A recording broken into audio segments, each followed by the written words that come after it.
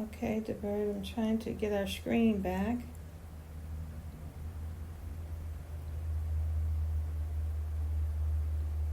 Okay, here we go. Okay, we're live. I still are working on getting this Zoom technology down to where it's a easy fix for us, but we'll keep working on it, keep getting better and better each week. This is Willie Jones, and you've tuned in to another edition of the Working Woman Report. And thank you so much for being part of our program today. Those who are listening to us, I want to remind you again that we're here every Wednesday on the Working Woman Report. And this is programming by the Women for Progress Radio Network and programming designed to spotlight the work of women throughout the state of Mississippi. We want to understand and recognize the impact of the work of women, not only to our families and our communities, but to our Mississippi economy and to our country as a whole. And during this time of crisis, even more so, the work of women is being spotlighted because these essential workers, on large part, are women. And so I'm excited today to just take a moment and a step back or step aside and begin to talk about other issues, and life goes on. So we want to talk about other things that are important to us as a country, as a community. And so I'm very, very excited today to have our guest, Ms. Debert Cook, who's publisher of African American Golfers Digest. And before we get into conversation and welcome Ms. Cook to the program, I want to tell you that, of course, you can also listen to this program live on Facebook here on the Women for Progress page, but you can get us on all of our radio networks. We want you right now with your phones and your tablets and on your laptops that you're watching us to download either the Spreaker Radio app, iHeartRadio, Apple Podcasts, Soundcast, Spotify, and when all else fails, you can go to our website and get our program also. And if you missed this program, you can always go back and listen to also our live broadcasts because we are archiving all of those shows, as many as we can, on those particular radio networks and on our website. So we thank you so much. If you, again, want to be a part of the work of Women for Progress, you can, of course, reach us on our website at womenforprogress.net, here on our Facebook page. You can email us at mail, at womenforprogress.net, or give us a call at 601-259-6770. The Women for Progress organization has been around since 1978, founded by our incredible, innovative, and warrior, Miss Dorothy Stewart Samuel, who started this organization now almost 42 years ago and continued to empower women all over in various ways. So welcome to the show. We're going to be here an hour talking about the sport of golf. And if you golfers out there and you love the sport of golf, I know you are having some withdrawal symptoms from not being out there on the course, and the season has already began, and we're not on our golf cart, or have not dusted off our clubs yet. But just wait and be prepared. Start getting those clubs out, swinging them around the room. I got my club out the other day, and I think I was moving some things around with the golf club. So there's some things that you can do to help with the withdrawal symptoms of not being out there. But let me tell you a little bit about Miss Debert Cook. And I want to say how we met Miss Cook. The Lady Drivers Golf Club, which is an organization now, and I don't have the year that we first started this organization. I want to say it was in 2003 or 2008. Go to Lady Drivers Golf Facebook page, and all of our historical information is there. But we, every year, the goal of that organization, the Lady Drivers Golf Club, was to make sure that we continue to expose golf to communities of color and also to women and young girls. And for many, many years, we put on a large golf tournament that was visited and participate. We had participants from all over the country, from far as Oklahoma, Texas, Georgia, Alabama, Louisiana, Arkansas, Tennessee, all over. And every year we had sometimes over 200 golfers that came and participated in this tournament. And we used those proceeds for our mission of making sure that we provided golf clinics for those who might be interested in the sport of golf. We wanted to make sure that we had faces of color to continue to be on tee boxes and on the greens of golf courses all over this country.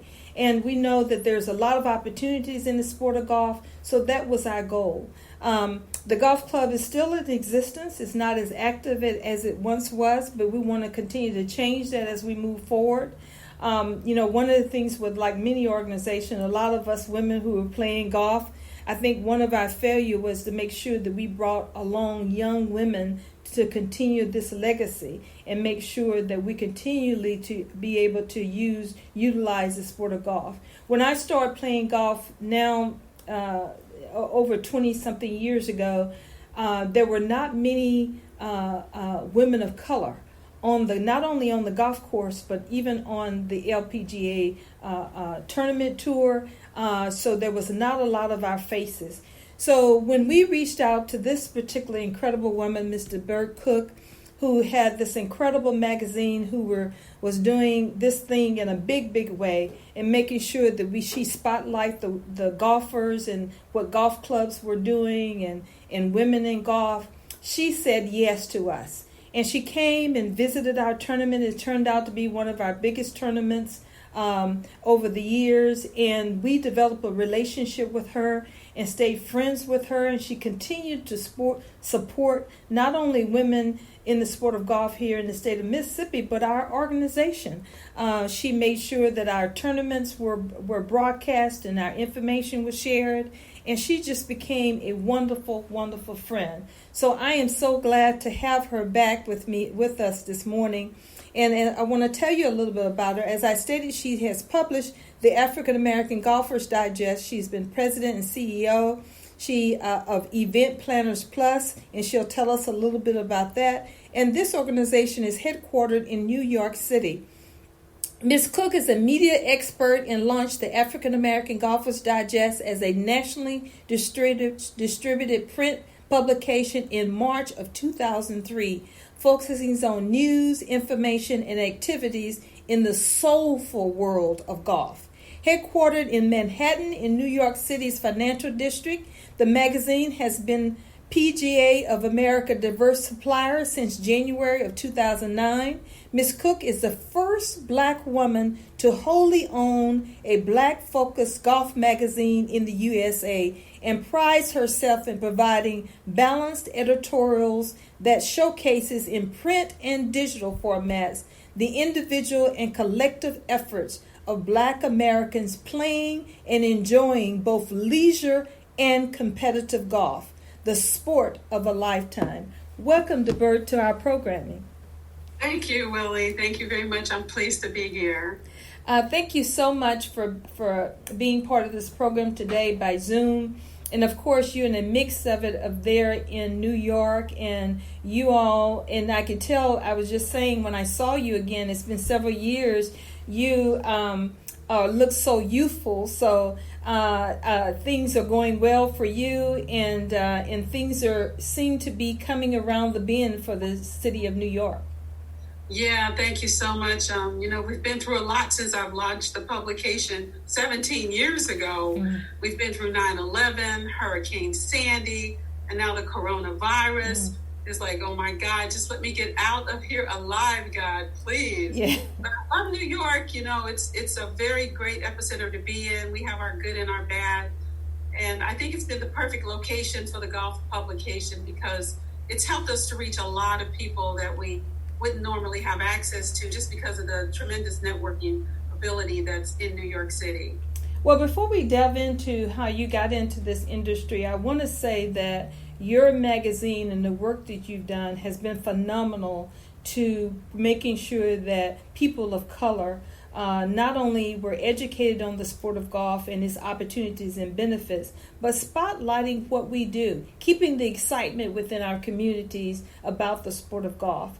And also sharing our history. That's something that the history of golfers. A lot of people think that African Americans just got into golf 15 minutes ago, but golfers have been, golfers of color has been around in the sport of golf for a very, very long period of time, and we'll talk a little bit more about that later on in our conversation. But I want to start by asking you about what was the catalyst for this particular career that you have in the sport of golf and the magazine? Well, that started when I started playing golf, which was actually with one of my other businesses, my event planning firm, Event Planners Plus, which I ran for like a year and a half before I started getting involved in golf. So once I was running the firm, I started getting invitations from golf tournaments and business networking groups and chambers of commerce who were holding golf events, and they were inviting me to come out. And this all just clicked in my head that, maybe if this is something I need to get involved in, because on my previous corporate job that I had before I started my event company, my boss used to always get golf invitations, and I'd put them on her calendar. She'd go to the event. She'd come back with a handful of business cards that I have to then put into the database and help her schedule meetings for.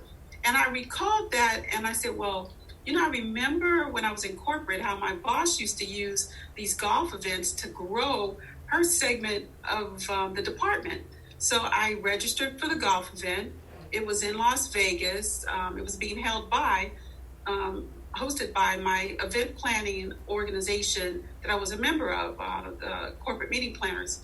So what I did is I knew I wasn't prepared to play, so I went and took lessons, registered down at Chelsea Piers here in New York. I had a very nice instructor whom I'll never forget, very patient girl named Mindy. She was a golf pro, and there was myself and like 5 other women who all were novice as well, wanting to learn the game. And we took lessons with Mindy for about 6 weeks, and she taught us the basic principles of the game. She taught us etiquette. She taught us a little bit about what we should wear, how we should dress, and codes of conduct.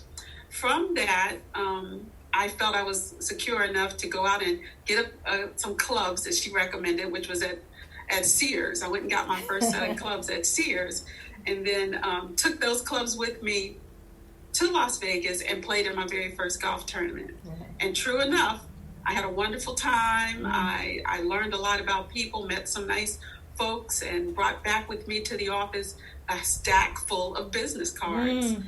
And some of those turned out to be advertisers that were with the publication for a while. So that first experience left a very positive impact on me as to how I could use golf to grow my business, the event planning business. From that, I started subscribing to golf magazines and looking at golf publications, and realized there was nothing that really showcased African Americans playing golf. Mm-hmm. And I had just played golf with a lot of African Americans. Mm-hmm. So having worked previously at Business Week magazine, Chemical Week magazine, had a contracting engagement with the Network Journal, I thought I was confident enough to start a magazine. Mm-hmm. And that's just what I did with the help of some of my colleagues, some input from a few mentors. I was able to launch the magazine in about 6 months, get it ready for a subscriber base in about 2 months, put it up on the website, get our domain, and then I started getting subscriptions in before the magazine was actually printed. Wow. So I said, wow, this is something I think is really going to launch well. And it did, and it's been 17 years. So I know that your vision has grown over those years. What was the initial mission and goal of the magazine, and how has it evolved over the years? The goal of the magazine is to showcase the regular avid Black golfer, everybody from a novice to tournament players, but to make sure they all reflected our demographic of African American golfers. Mm-hmm. And I do that through a couple of feature profile segments we use for the women, for youth, for seniors. and the collegiate golfers and tournament golfers. So I wanted to make sure that I did not just focus on celebrities, the Black celebrity golfer. We do feature them at times, but you rarely ever see them grace a cover. I reserve the cover of our magazine for people like myself who are really enjoying the sport, who are using it to benefit their careers, their businesses, and people that are trying to get into the professional leagues, the LPGA, the PGA. Those are the people you will see featured on the cover, and inside of the magazine you'll see regular golfers, everyday people who go out and enjoy the sport, who look like us. Yeah, and it's important for that too, because a lot of our nonprofit organization uses the sport of golf to raise money for their efforts in their communities, so that's so important.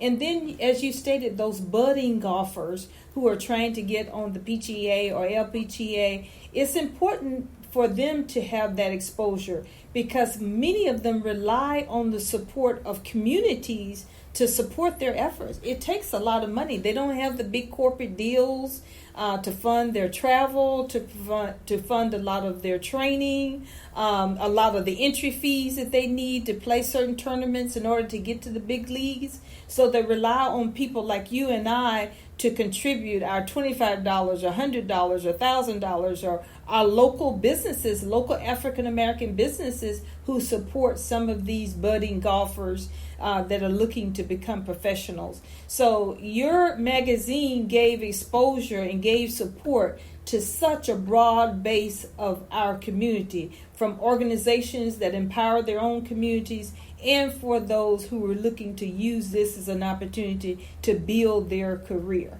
and become artists in this field. Yes, and that's the impact that I've always wanted the magazine to make. It really touches my heart.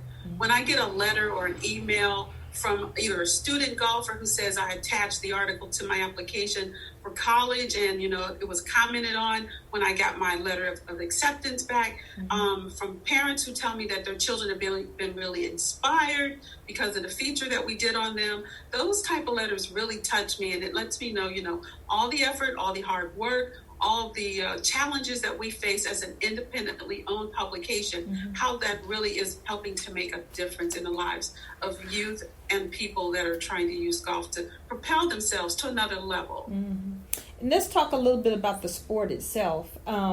We talk all the time about the many opportunities that the sport of golf provide, but share a little bit from your perspective the benefits of golf and why it's so important for it to remain in our communities of color.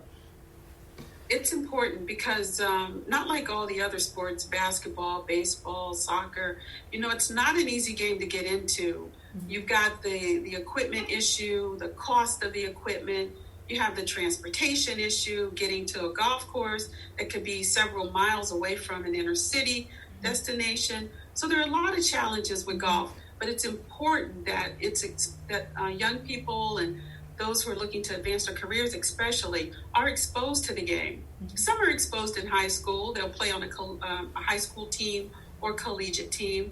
And then when it becomes time for them to just be on their own to play it, they cannot really afford to play the sport. So then they lose out on that opportunity of being able to engage in the sport, to learn more, to keep their skills in top shape, so that they can continue to play with their bosses or go out on corporate outings. And that's where it becomes very essential that, we let people know if you need a golf trainer, there's a section in our publication and online that lists golf trainers that can help you. And they're all over the country. And a lot of them are very, very, very giving and engaging with, helping you with your sport.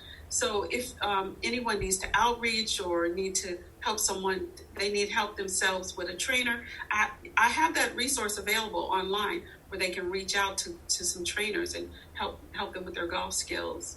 And I want to repeat that too. And I think in every single city, in every community, if you're interested in the sport of golf, there is opportunities there for you. Yes, there is cost of equipment and things like that. But I know that even in my storage right now, I have used golf clubs. I try to share as many clubs as possible. When I see them being given in yard sales. I'll buy a bag of them and take them home so that I can share them with other people, because you don't have to go out. Now, you can spend a lot of money. I mean, a driver these days are $300 to $400 to $500 if you want to spend that kind of money. But it's been amazing. Sometimes I've pulled out some old clubs in my bag, and I've had a heck of a game with clubs that I did not have that high price tag on, and played a game just as well. My husband used to have this old sun wedge that he had in his bag, and I tell you, it looked like the most rusted thing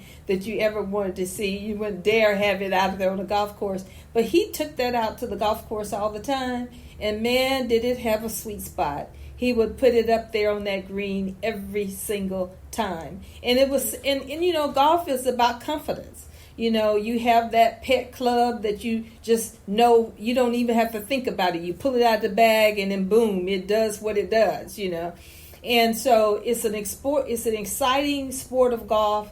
A lot of people say to me, I don't know what you can enjoy hitting that little ball all the way around that golf course, but it doesn't take many opportunities of you being out there one or two times, or even I've had people say, I played in a foursome and I didn't even know how to play the sport of golf, and now I'm hooked on it and I want to continue to play.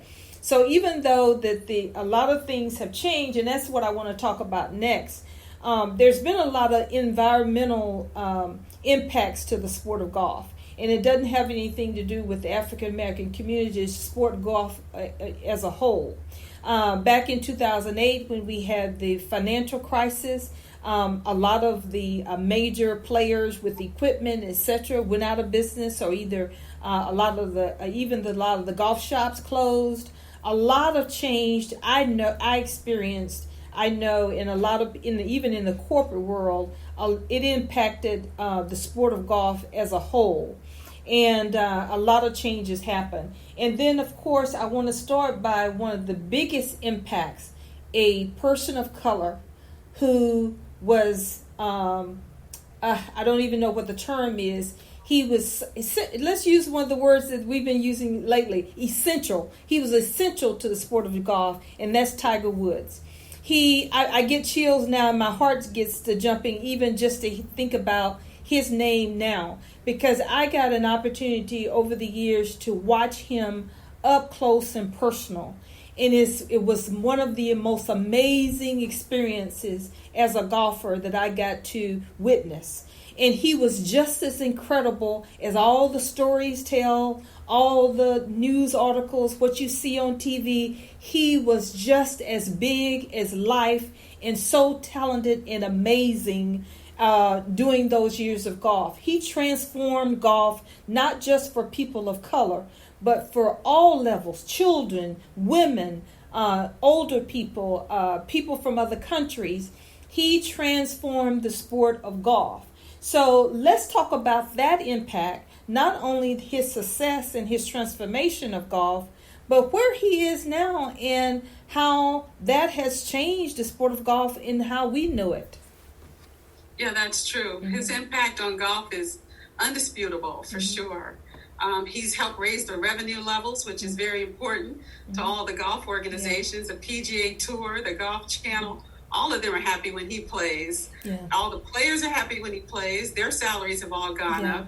So the advertisers on all the channels, they're happy when he plays. Yeah. They can sell more product and get more ads rolling. So financially, he's done a tremendous job in bringing this sport to the forefront, not to mention how many African Americans he's inspired just because of the color of his skin. Right. Whether he likes it or not, I'm sure he does agree that, he's had a big impact on the sport among African Americans, of which I am one, because I did not watch golf a whole lot until Tiger came on the scene. That's right. I started playing, I think the first round I ever played was when I was in my 30s. But before then, I had only been on the driving range with my uncles who learned the game while they were in the Marines. They were Vietnam vets. So they took me to a driving range out in San Diego when I think I was 14 years old. And that was my very first experience with golf. Then I didn't pay any more attention until I saw Tiger Woods, So yes, he's been very impactful in growing the sport, making it visible and profitable Yeah. for a lot of people and companies. Well, the corporate world and we as Americans definitely miss his forever presence on a regular basis in the sport of golf, and we get to see him now and his challenge of trying to come back and try to sustain himself, and we continue to wish him luck and success. But I know the corporate world has been impacted by his lack of performance. And so it's huge when a person of color makes that kind of is legendary like he is. But I want to also shift to women in the sport of golf. When the Lady Drivers Golf Club was formed so many years ago, the whole goal was to make sure also that we get more women playing the sport of golf, to understand not only the health benefits of it. I mean, gosh, when you're out there, the average 18 holes, you're out there for probably about 4 hours, unless you're on a very short course. And while you're out there, you're walking and you're bending and you're swinging, and you got to be in good shape. You got to be in good shape. And I tell you, some of my best games have been when I have exercised and I've been prepared, because even when your skill level is not up, if you're in good shape and you've done the stretches and done what you need to do, you can still have a great game. And it's just like everybody says too, you play 18 holes, you can have 17 bad holes and you can have one good hole, and man, it makes those 4 hours worth it. All worth it. Makes those 4 hours worth it. I remember I used to come home and tell my husband about the golf game, and then I would be so excited, and I'd tell him about what the day was like. And then when I started telling him probably 14 holes, I was telling him how horrible I shot and how many bogeys I had. And then he said, wow, you had a bad day. I said, oh no, you should have seen the shot that I had on 17. And that shot made the difference for all. Yes, so it is an exciting sport of golf.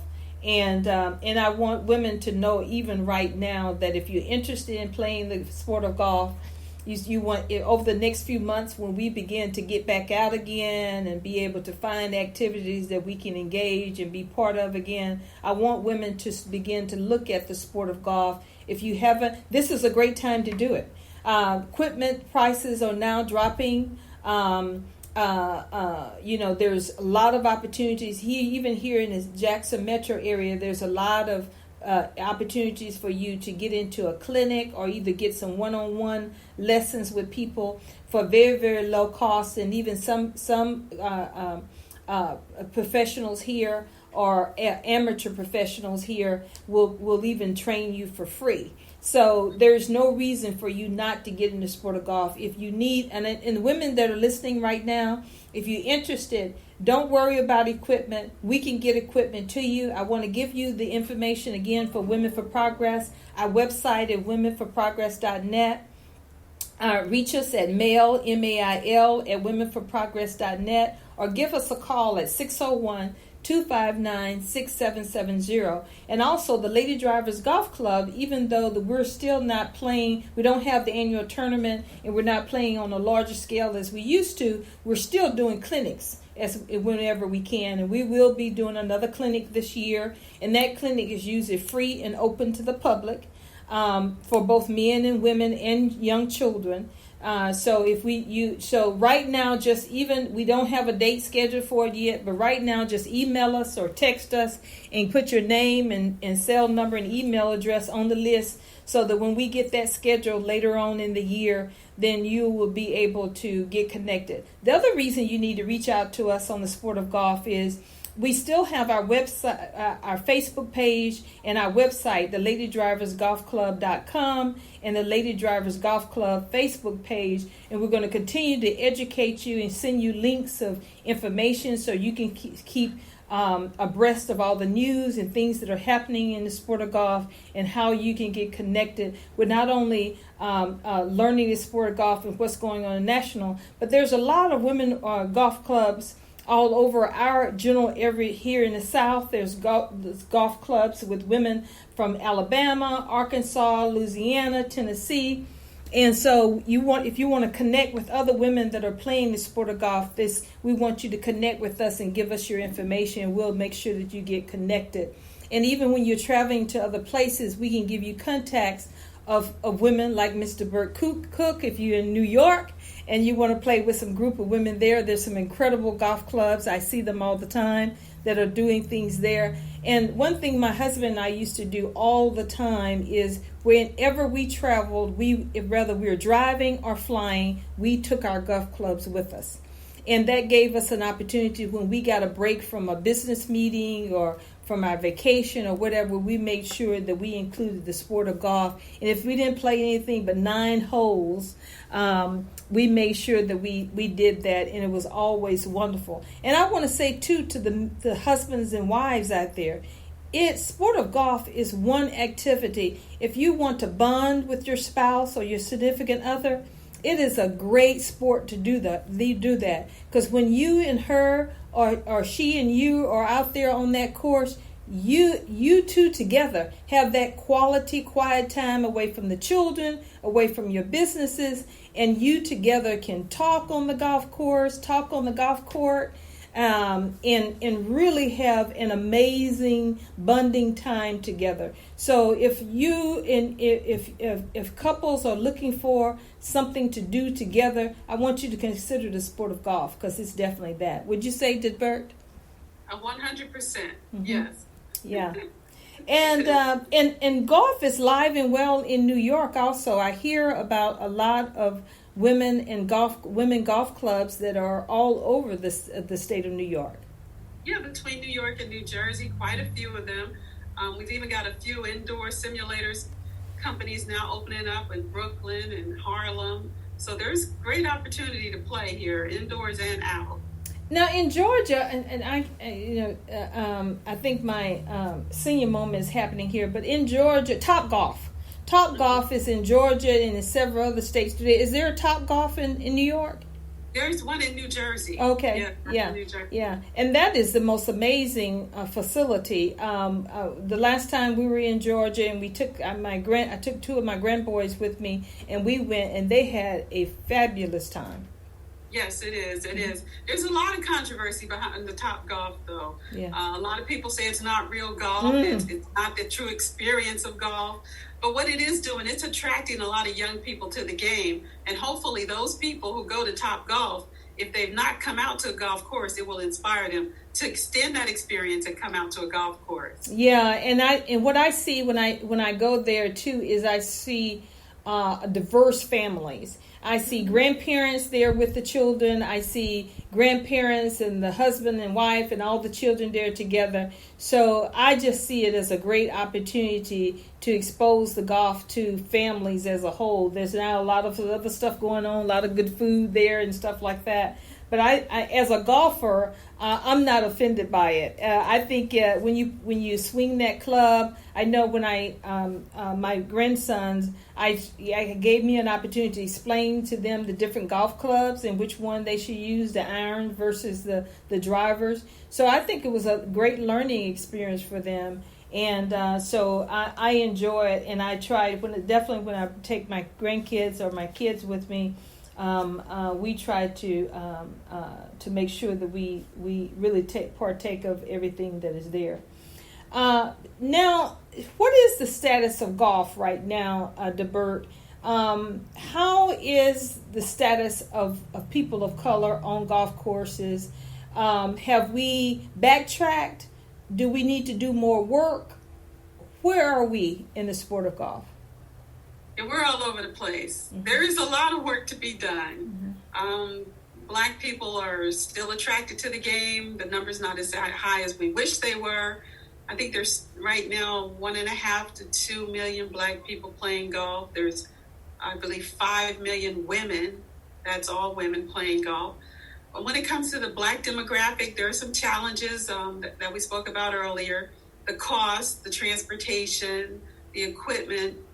those things are really what's standing in the way. And golf is usually, from what I've seen, if the parents play golf, the kids will have more exposure to the game. But if the parents don't play golf, then it's very rare that the kids have that exposure to the game, unless they get it in school or one of their buddies or friends plays, or they just seek it out on their own. So those are a couple of the heavyweight challenges that we're facing in growing this sport among Black people. How is the PGA supporting the effort to make sure that there is diversity in the sport of golf? They're doing a couple of things. We've highlighted their Golf 2020 effort that was seeking to grow diversity in the game by 2020. And now that it is 2020, that objective was not quite reached. So they've extended their campaign to what they call now We Are Golf. So that's what the PGA is doing on one arm. A couple of the other things that they're doing is around recruitment, both to the collegiate level and to the professional environment for employing people who are interested in working in the golf industry. We've highlighted a couple of their initiatives on our website in a few articles. And one important article that we did last year through my editor, James Beattie, was a little play on words for the We Are Golf. We did an article that was called We Are Not Golf Yet. And it breaks down all the numbers when it comes to employment opportunities in their diversity initiative, how many Blacks are actually sitting on these corporate boards for golf organizations, how many Blacks are actually employed in these golf organizations. And this report hits home when you take a look at the numbers. Well, should I say, when you take a look at the amount of zeros that are in this report, We Are Not Golf Now. I would recommend everyone who's interested in seeing exactly where we stand as African Americans in this sport, in this industry, this $84 billion industry. Take a look at this report, We Are Not Golf, that we did, and it's up on our website. You can just go to the homepage, you can search We Are Not Golf, and that report will come up. It's very extensive. My executive editor, Jim Beattie, took a lot of time and research with this report because it was on the cusp of the PGA show for 2020, which now has passed, but it was on the cusp of that show that we did this report because we want to show people in the industry that we know exactly where we stand as a people when it comes to this game. We know what we're getting and we know exactly what we're not getting in this $84 billion industry where we participate, we buy equipment, we are strong advocates of the game, yet we are not getting a reciprocal amount in return. And that's why it's important to continue the awareness and education piece, not only in golf clubs like Lady Drivers Golf Club and African American Golfers Digest, and that's why I wanted to have this conversation with you today. One, I want people right now, give us your website and where people can subscribe to your print magazine and your digital magazine. Sure, and it does make a difference. You know, we're independently owned, Willie. We don't have anybody giving us big bags of money. We rarely have any advertisers from the golf industry itself. Even though we are a PGA of America diverse supplier, you can look through the pages of our magazine and see, or not see, should I say, the number of equipment companies, the number of golf products and services companies, and even some of the major organizations themselves are not supporting us with advertising. They send their messages everywhere else, but you do not see them sending them to us, to our website, or to our print or digital publication. So it does make a difference, and we appreciate every person who subscribes. The magazine's website is AfricanAmericanGolfersDigest.com. We're digital and we're print. The print comes out twice a year. It's double issues. It's quarterly. And the digital is a free edition if you subscribe to the print. Or you can just subscribe to the digital itself. Either way, we appreciate the support because it does make a difference in the editorial content we provide, the unbiased information that we share, and the deep research that we do so that we can continue to show people where we are in this game as African Americans. And I want to repeat again that if you want to really see the face of golf, you need to get a subscription to this magazine.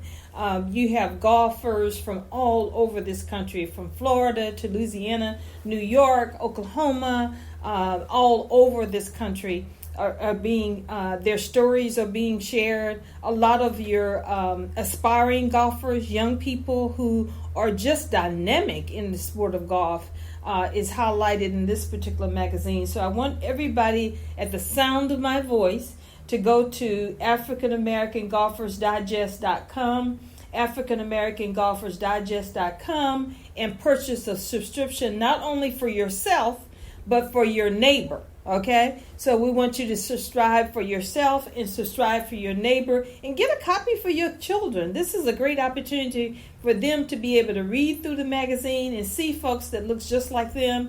You know, a lot of times, even Debert, when we are looking at what sports to introduce our children to, we look at the things basketball, baseball, ballet, karate, all those particular types of things, and we leave out the sport of golf. And even if you think, well, I don't want to push my kid to become a professional golfer, they need to be exposed to the sport of golf. Because as you stated, is that when they're in college and when they're playing, they may be connecting with friends who play golf, or they may want to play on their golf teams at their colleges or universities. And when they enter the corporate world, that's where business deals are happening. And so we want people to make sure that they are connected there. I think I lost you, Debert. So let me see if I can get you live again here.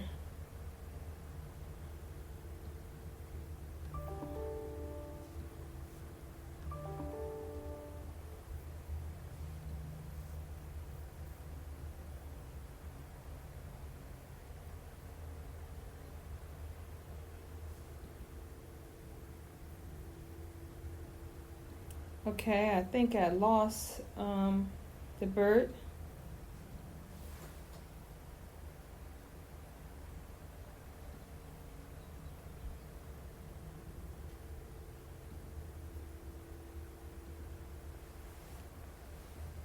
And I'm going to get her to launch back in again. I think with our technology here that we lost her. There might be a bit of connection disconnect. So we'll just pause a moment and try to get her back live again. Oh, hello, William. Sorry, my battery died on the laptop. Oh, okay. All right. We can, if your battery has died on your laptop, you want to continue the conversation by phone? Okay. Okay, we'll continue our conversation here. I think we have just a couple more minutes.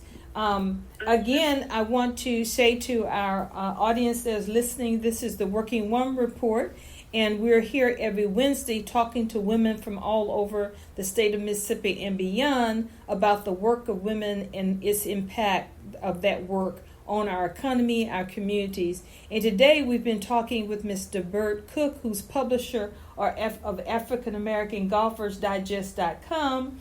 And we've lost the live feed for her on Zoom, but we're going to continue. We got a couple more minutes left. We got her, we're able to pick her up back on cell phone, and we'll continue that conversation.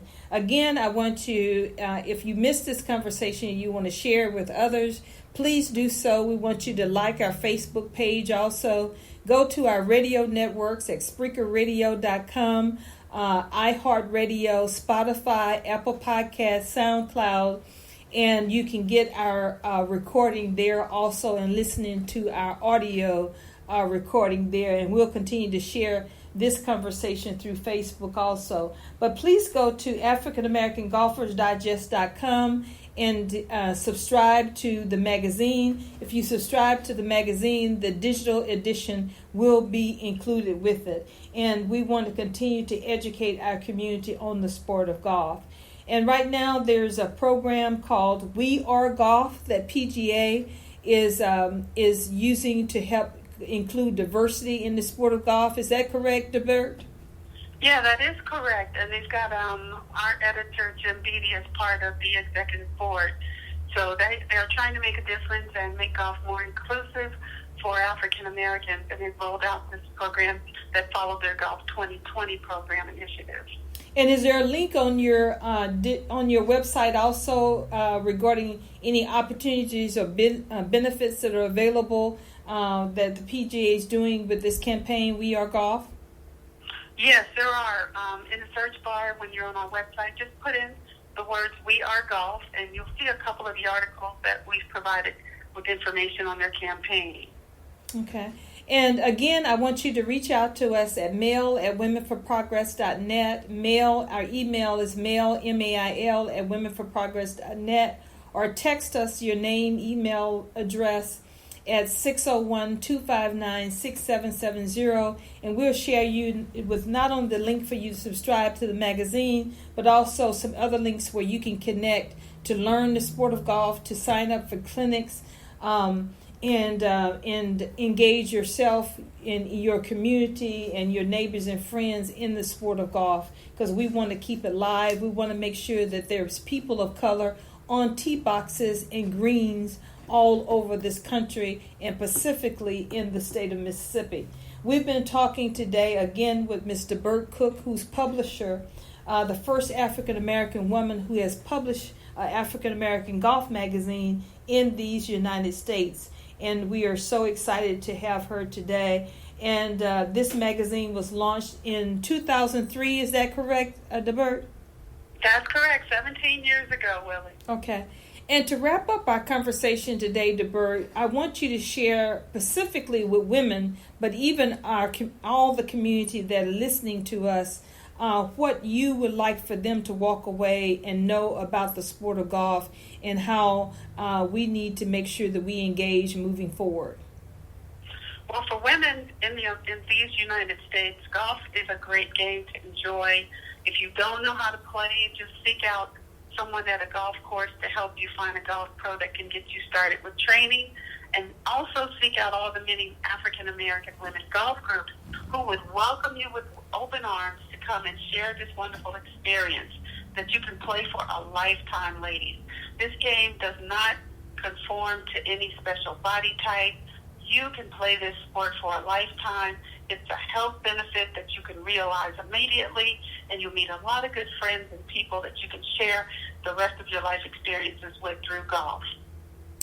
Thank you so much for Debert, and I hope the women that are listening to that, and they would consider that a call to action.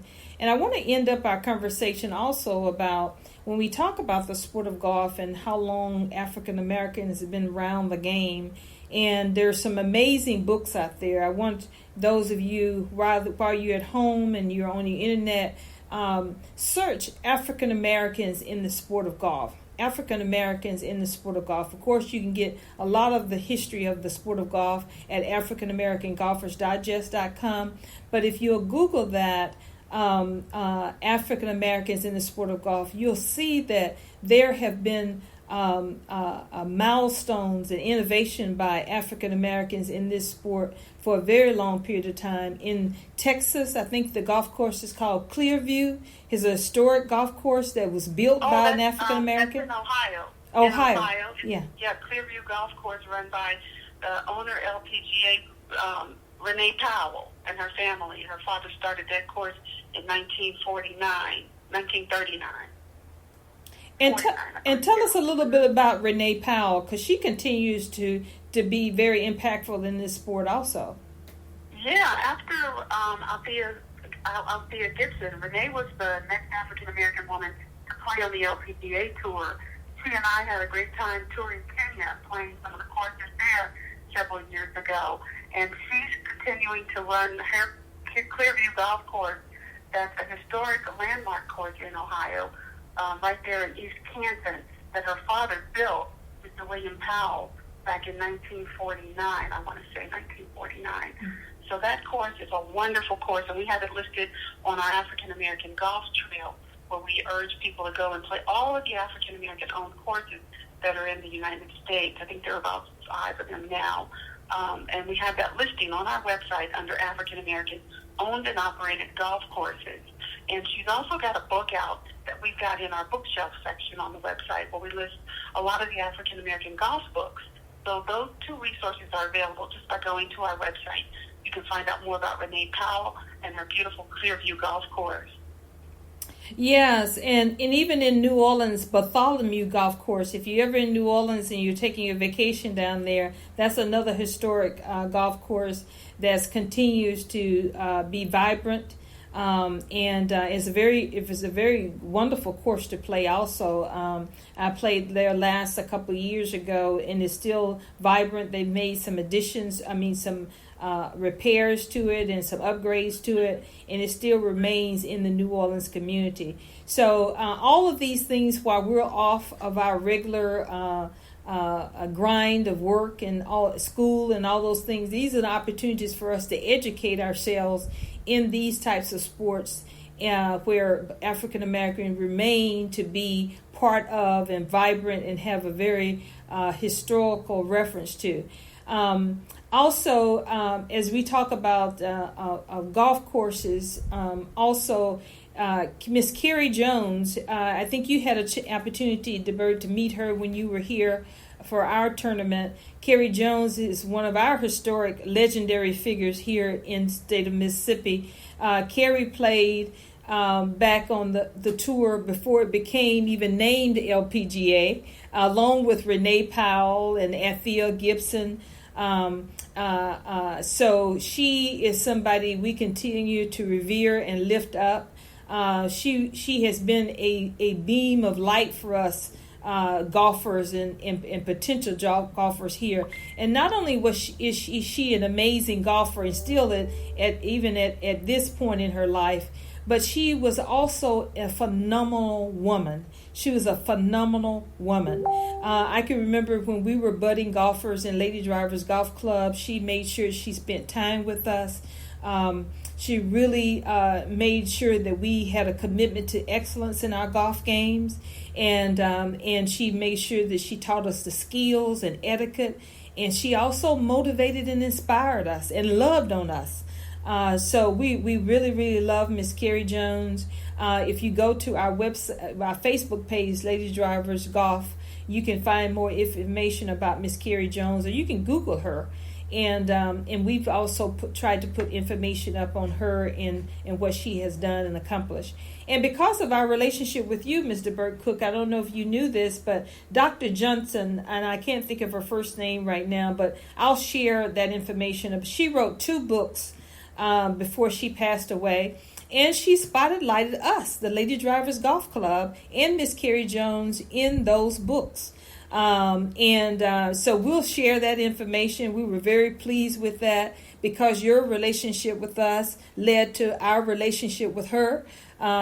She was from North Carolina and a phenomenal researcher and a well-known researcher. And she wrote those 2 books about African-American women in the sport of golf. And after this particular program goes off, we'll share those books on how you can get copies of them. They're still available on Amazon. And I think I even still have a few editions available here if someone wants to pick up a copy locally. But we were so proud of that. And now that we've been put in the history books, as they say, we are so excited about that, and to be able to be an ongoing influence for other young girls that are coming along in the sport of golf.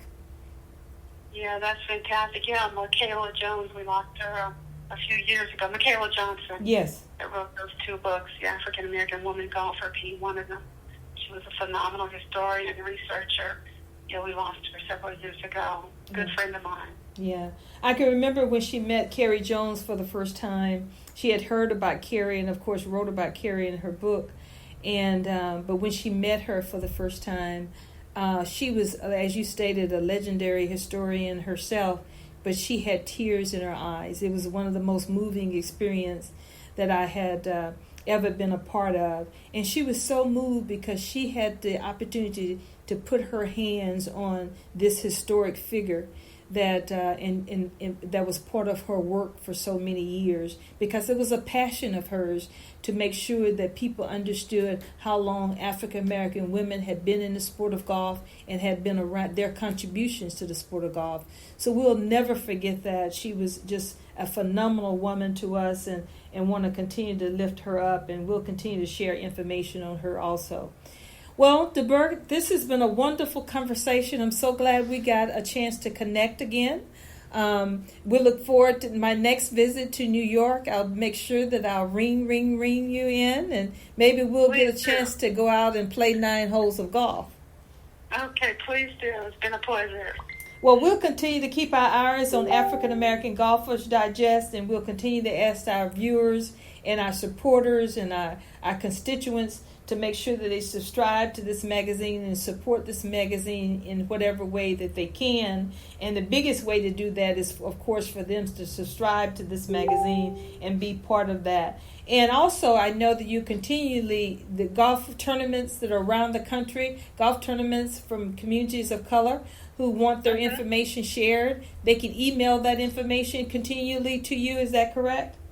Yeah, they can just go to our calendar of events page, and there's an icon there. You just submit your event, and we'll post it for you. There's no charge for a basic posting, and it goes up usually within a day or two.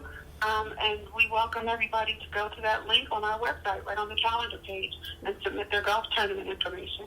And I also invite you to reach out to Debert Cook and her magazine if you're interested in opportunities of even promoting your tournament beyond just the listing. I know that they have very lots of different packages that will help you get your information out there to the communities and make sure that there's follow-up beyond your tournament. So reach out to her for that also. And I haven't asked a question, Debert, before we closed. Is a lot of people want to know how to use golf as a way to raise money for their nonprofit organizations. Is there literature that you provide on that effort? Is that available also on the website? We do have some information on golf tournament fundraising. Just put fundraising into the search bar, and you'll see some articles come up that give you tips and how-tos and information on raising funds for your organization using golf. And it's a couple of things. You can do golf tournaments, you can do raffles, you can do golf ball drops, just so many great things, even if you don't play golf, a way to get people who do play inspired to help support your organization. Well, I want to give you the Women for Progress pat on the back, Debert, for being part of our program and for all the work that you do for not only the sport of golf for women in our communities, but you just as a businesswoman and a person that has given back, and as a trailblazer and an innovator in this industry of the sport of golf. Thank you so much for tuning in to the being part of the Working Woman Report today. And I know our conversations will not end here. As our season get kicked off and we all get back out there on the golf course, we look forward to having you back for another conversation. Okay, this has been the Working Woman Report. Thank you for tuning in. This is every Wednesday right here from 12 to 1 p.m. Thank you on behalf of the Women for Progress Radio Network. Have a great day.